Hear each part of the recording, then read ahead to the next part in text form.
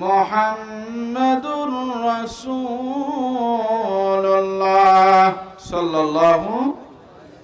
সাল্লাল্লাহু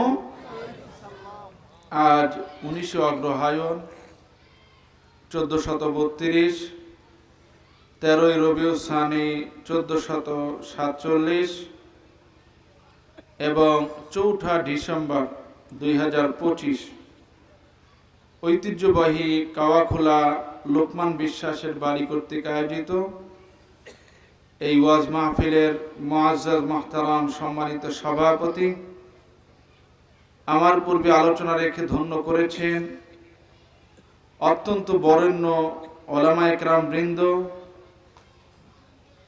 এবং অন্যান্য ওলামায়ে কেরাম, আমার সামনে উপবিষ্ট আমার বাবার বয়সে শ্রদ্ধেয় মুরব্বিয়ানে আযম, আমার বয়সে যুবক ভাইরা, পর্দার অন্তরালে আমার মায়ের সমতুল্য সজলা সরলা অবলা, সর্বগুণে গুণান্বিতা মা এবং বোনেরা, সবাইকে পুনরায় আন্তরিক সালাম। আসসালামু আলাইকুম ওয়া রাহমাতুল্লাহ। আপনারা সবাই কেমন আছেন?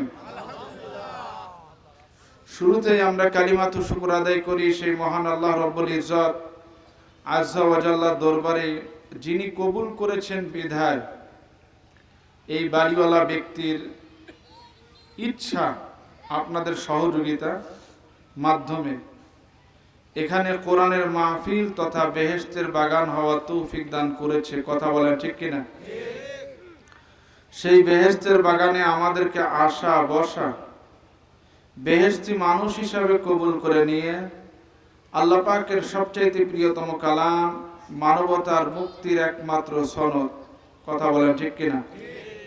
আল্লাহ প্রদত্ত মানব জাতির জন্য অপরিবর্তনীয় সংবিধান এই মহাগ্রন্থ আল কোরআন থেকে আমাকে কিছু বলার, আপনাদের মতো মুমিন বান্দাদের শোনার তৌফিক দান করেছেন। সেই মহান সৃষ্টিকর্তা দরবারে অবনত চিত্তে কালিমাতু শুকর আদায় করি। জবান খুলে সমস্বরে উঁচু আওয়াজে সকলেই পড়ি আলহামদুলিল্লাহ। লক্ষ কোটি দুরূদ ও সালাম প্যারা হাবিবের উপরে, যাকে আল্লাহ সুবহানাহু ওয়া তাআলা শ্রেষ্ঠ নবী বানিয়েছেন, যার ওসিলায় আল্লাহ পাক আমাদেরকে শ্রেষ্ঠ উম্মত বানিয়েছে। কথা বলেন ঠিক কিনা? সেই প্যারা হাবিবের শানে হৃদয়ের সবটুকু ভালোবাসাকে উজাড় করে দিয়ে সকলেই পড়ি সাল্লাল্লাহু আলাইহি ওয়াসাল্লাম। প্রিয় উপস্থিতি, এখানে কোরআনের মাহফিল হতে পেরে, সেই মাহফিলে আমরা আসতে পেরে, আল্লাহর কোরআন থেকে আলোচনা শুনতে পেরে আমরা খুশি না বেজার? অল্প না বেশি? কোরআনের মাহফিলে আসলে, আল্লাহর কোরআনের আলোচনা শুনলে লাভ না লস? ঈমান বাড়ে না কমে? এই মজলিসের অনেক ফজিলত। আমি একটি হাদিসের কিয়দাংশ বলে দ্রুত তাফসীরের দিকে যাব, ভূমিকা বেশি নেব না। রাসূলুল্লাহ সাল্লাল্লাহু আলাইহি ওয়াসাল্লাম তিনি বলেন, ইযা মারাতুম বিরিয়াদিল জান্নাহ ফারতাউ বিহা।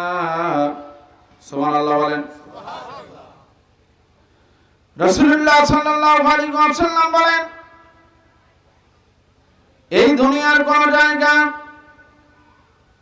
কোন জনপদে যদি কোরআনের মাহফিল হয়, ফারতাউ বিহা, অবশ্যই তোমরা কোরআনের মাহফিলে যাবে, কোরআনের কথাগুলি হৃদয়ের কান দিয়ে শুনবে। যেই সময়টুকু পর্যন্ত এখানে কোরআনের মাহফিল হবে, সেই সময়টুকু পর্যন্ত আমরা কেউ কাওয়াখোলা এলাকার মানুষ না, আমরা কেউ পাংশার মানুষ না, আমরা কেউ রাজবাড়ির মানুষ না, আমরা সবাই বেহেশতের বাগানের মানুষ।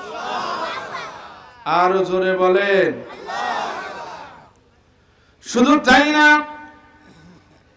এই মাহফিল শেষ করার পরে শেষ মোনাজাত দিয়ে আমরা যখন আমাদের পা দুখানাকে বাড়ির দিকে ফেরাবো, আমাদের পা দুখানাকে বাড়ির দিকে ফেরানোর আগেই আল্লাহ সুবহানাহু ওয়া তাআলা আমাদের জীবনের সমস্ত গুনাহগুলি মাফ করে দিবে। আর জোরে বলেন আল্লাহ সবই পারে, আল্লাহ সবই পারে। কথা বলেন ঠিক কিনা? সবকিছুরই মালিক আল্লাহ, সবকিছুরই মালিক আল্লাহ, ডাকো তাহারে। আল্লাহ সবই পারে, আল্লাহ সবই পারে। কথা বলেন ঠিক কিনা? সুতরাং আমরা আজকে মাহফিল শেষ করে শেষ যখন আল্লাহর কাছে মোনাজাত দেব, আল্লাহ আমাদের ক্ষমা করতে পারে কিনা? জোরে বলেন। তাহলে আমরা শেষ মোনাজাত না দিয়ে বাড়িতে যাব না, রাজি আছি? জোরে বলেন। ওয়াজ যদি খারাপ হয় তারপরেও থাকবেন তো? কারণ অনেকেই আছে ওয়াজ কি করে, টেস্ট করে। বয়ান শুনে বাড়ি যাওয়ার সময় বলে 2 ঘন্টা ওয়াজ শুনলাম, খুবই ভালো লাগছে, কিন্তু বিড়ি খাওয়ার সুযোগ পাই নাই। বিড়ি টানে আর কয় আজকে বিশাল ওয়াজ শুনলাম। এরকম ওয়াজ জীবনে, কিন্তু ফজর নামাজ পড়তে রাজি।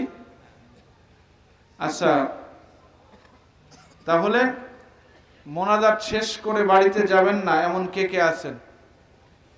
আল্লাহর ওলি পাইছে, কিছু বুঝছে? আসলে মহব্বতে বলছে, তাই না? আচ্ছা, মাহফিল শেষ না করে মোনাজাত না দিয়ে বাড়িতে যাব না, রাজি আছি কে কে? হাত তুলি।